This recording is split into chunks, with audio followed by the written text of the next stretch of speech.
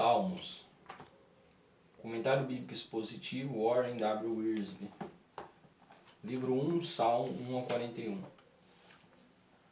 Salmo 1. O editor que colocou essa preciosidade no começo de Salmos agiu com sabedoria, pois as palavras desse cântico indicam o caminho para a bênção e advertem sobre o julgamento divino dos temas frequentes nos Salmos. As imagens desse salmo lembram o leitor dos ensinamentos anteriores no Antigo Testamento. Em Gênesis, vemos pessoas caminhando com Deus. Gênesis 5, 21, 24, Gênesis 6, 9, Gênesis 17, 1. O rio que dá vida. Gênesis 2, do 10 ao 14. Salmo 2, Gênesis 2, do 10 ao 14. E também árvores e frutos. Gênesis 2, do 8 ao 10. A lei do Senhor relaciona o Salmo ao Êxodo por meio de Deuteronômio. Ser bem-sucedido pela meditação dessa lei e obediência a ela nos faz lembrar Josué 1:8. O Salmo apresenta dois caminhos, o da bênção e do julgamento, e Israel deveria escolher um deles. Deuteronômio 30, 15, 19. Jesus usa uma linguagem semelhante. Mateus 7, 13, 14. A história da Bíblia parece desenvolver-se em torno do conceito de dois homens, o primeiro Adão e o último Adão. Romanos 5, 1 Coríntios 15, 45. Caim e Abel, Ismael e Isaque, Esaú e Jacó, Davi e Saul, e chega a seu ápice em Cristo e o Anticristo. Dois homens, dois caminhos, dois destinos. O Salmo 1 é um salmo de sabedoria e trata a palavra de Deus, das bênçãos de Deus sobre aqueles que meditam sobre essa palavra e obedecem, e do julgamento final de Deus sobre os rebeldes. Os salmos de sabedoria também lidam com o problema do mal no mundo e a questão de Deus permitir a prosperidade dos perversos que rejeitam sua lei. Os outros salmos de sabedoria são 10, 12, 15, 19, 32, 34, 37, 49, 50, 52, 53, 73, 78, 82, 91, 92, 94, 111, 112, 119, 127, 128, 133 e 139. Apesar de esse primeiro salmo retratar dois caminhos, na verdade descreve três pessoas diferentes e como se encontram relacionadas às bênçãos do Senhor. Primeiro, a pessoa que recebe uma bênção de Deus. Salmo 1, 2. A aliança de Deus com Israel deixava claro que ele abençoaria a obediência e julgaria a desobediência. Levíticos 26, Deuteronômio 28. O termo bem-aventurado é Asher, nome de um dos filhos de Jacó, Aser. Gênesis 30, 12. Trata-se de um termo plural, ó as alegrias, ó as bem-aventuranças. A pessoa descrita nesse salmo cumpria os requisitos e, portanto, era abençoado por Deus. Se desejamos as bênçãos de Deus, também precisamos preencher certas condições. Devemos ser dirigidos pela palavra, verso 1. Israel era um pouco singular e separado. Estava no meio das nações, mas não devia ser contaminado por elas. Número 23, 9, Êxodo 19, 5, 6, Deuteronômio 32, 8, 10, Deuteronômio 33, 28. O mesmo se aplica ao povo de Deus hoje. Estamos no mundo, mas não somos do mundo. João 17, 11 ao 17. Devemos nos guardar de ter amizades com o mundo. Tiago 4, 4. Que nos leve a ser maculados por ele. Tiago 1, 27. E até mesmo amar o mundo. 1 João 2, 15 e 17. O resultado será conformação com o mundo. Romanos 12, 1, 2. E, se não nos arrependermos, seremos condenados com o mundo. 1 Coríntios 11, 32. Jó olhou em direção a Sodoma. Em seguida, levantou sua tenda, voltada. Ló olhou em direção a Sodoma. Em seguida, levantou sua tenda, voltada para Sodoma, e não tardou a mudar-se de lá. Gênesis 13, 10, 12. Gênesis 14, 12. Apesar de ser um homem salvo, 2 Pedro 2, 7, 8, Ló perdeu tudo o que tinha quando o Senhor destruiu as cidades da planície. Gênesis 18, 19, 1 Coríntios 3, 11 e 23. É aos poucos que mudamos para a situação de pecado, de desobediência. Ver Provérbios 4, 14 e 15 e Provérbios 7, 6. Se seguirmos os conselhos errados, ficaremos com as companhias erradas e, por fim, nos assentaremos com pessoas erradas. Quando Jesus foi preso, Pedro seguiu o conselho de Cristo para que fugisse do jardim. Quando Jesus foi preso, Pedro não seguiu o conselho de Cristo para que fugisse do jardim. Mateus 26, 31, João 16, 34, João 18, 8. Em vez disso, seguiu Jesus e entrou no pátio do sacerdote. Lá ele ficou com os inimigos. João 18, 15 e 18. E por fim se assentou com eles. Lucas 22, 55. Em decorrência disso, negou Cristo 3 vezes. Os ímpios são pessoas deliberadas e persistentemente perversas. Os pecadores são aqueles que erram os alvos determinados por Deus, mas não se importam com isso. Os escarnecedores fazem pouco das leis de Deus e ridicularizam aquilo que é sagrado. Ver Provérbios 1, 22, Provérbios 3, 24, Provérbios 21, 24.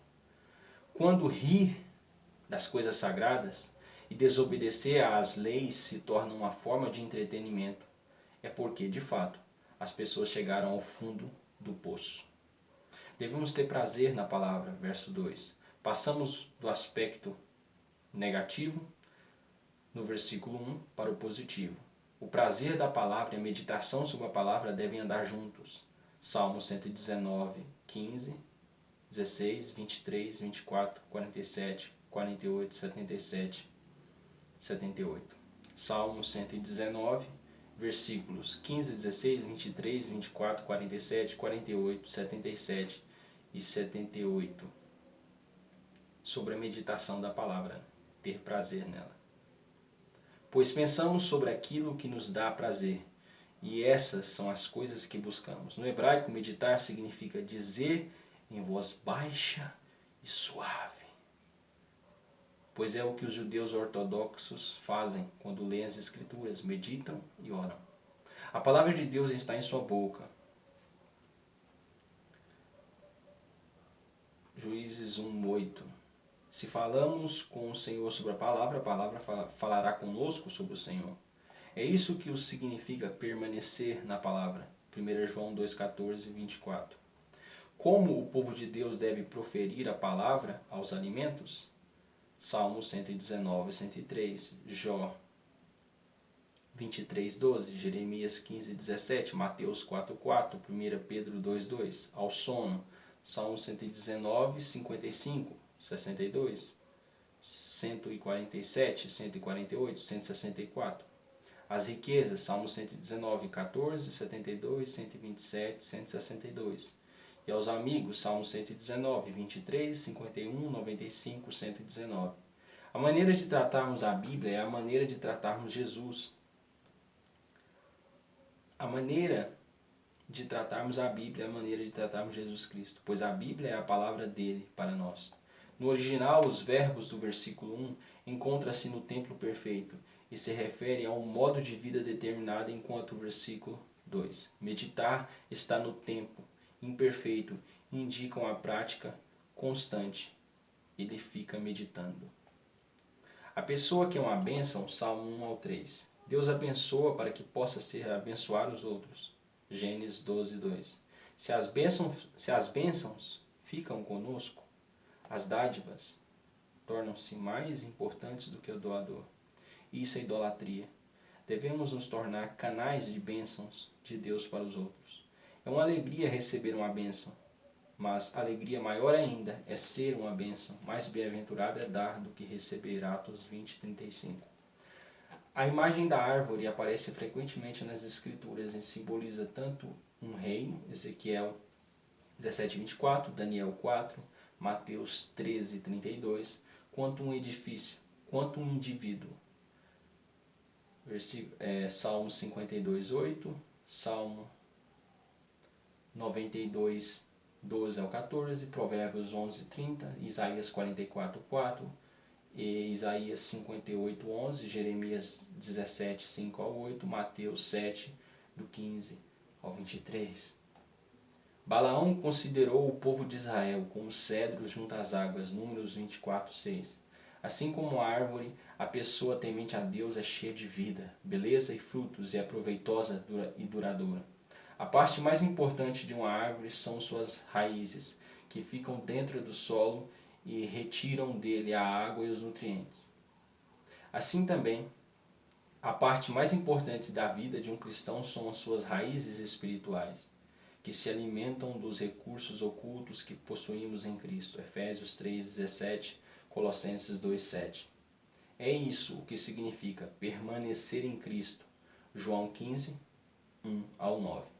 Nas Escrituras, a água potável é uma figura do Espírito de Deus. João 7, 37, 39, 1 Coríntios 10, 4.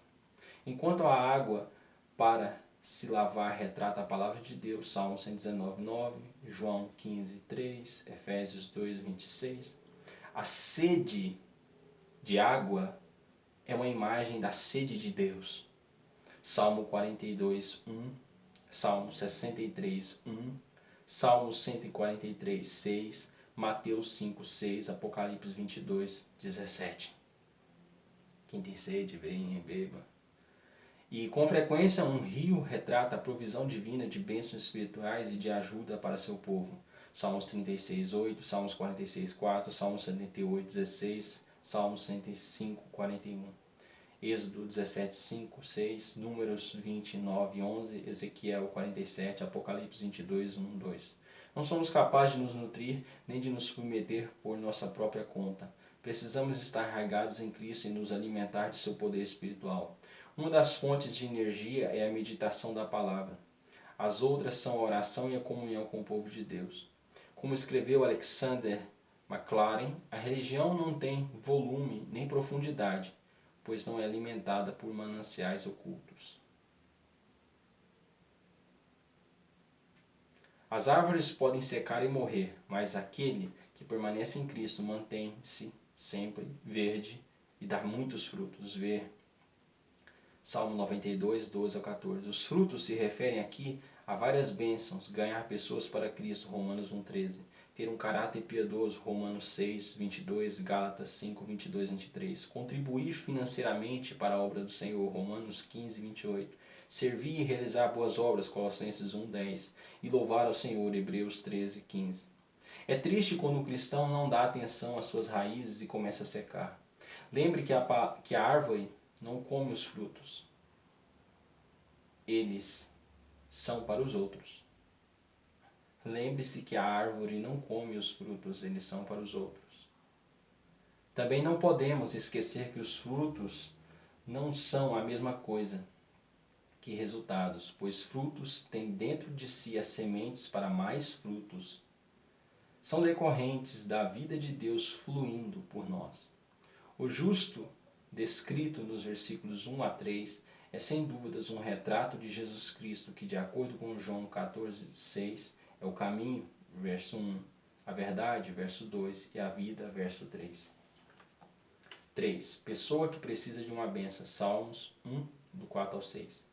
A primeira metade do Salmo descreve uma pessoa temente a Deus, enquanto a segunda metade concentra-se nos ímpios, aqueles que os cristãos devem procurar alcançar com o Evangelho. Com essas pessoas precisamos conhecer a Deus e receber suas bênçãos. Como essas pessoas, precisamos conhecer a Deus e receber suas bênçãos em Cristo. Como essas pessoas precisam conhecer a Deus e receber suas bênçãos em Cristo. As Escrituras descrevem o perverso de várias maneiras, sendo que, neste caso, a imagem usada é a da palha. Ao contrário dos justos, que são como árvores, os ímpios são mortos, sem raízes, espalhados por toda parte e destinados ao fogo. A palha não tem valor algum.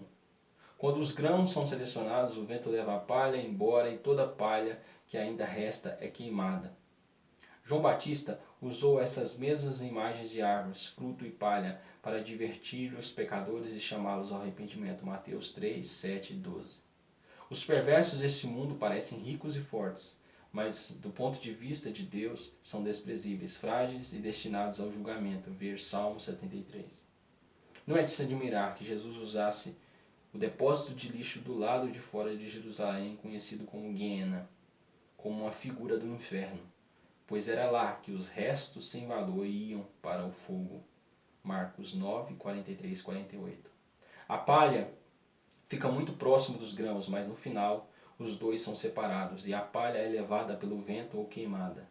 Até que isso aconteça, porém, temos a oportunidade de testemunhar aos ímpios e de levá-los para Cristo. Quando o dia do julgamento chegar, o Senhor, o justo juiz, separará o trigo do joio, as ovelhas dos bodes e os grãos da palha, e nenhum incrédulo poderá reunir-se com os justos.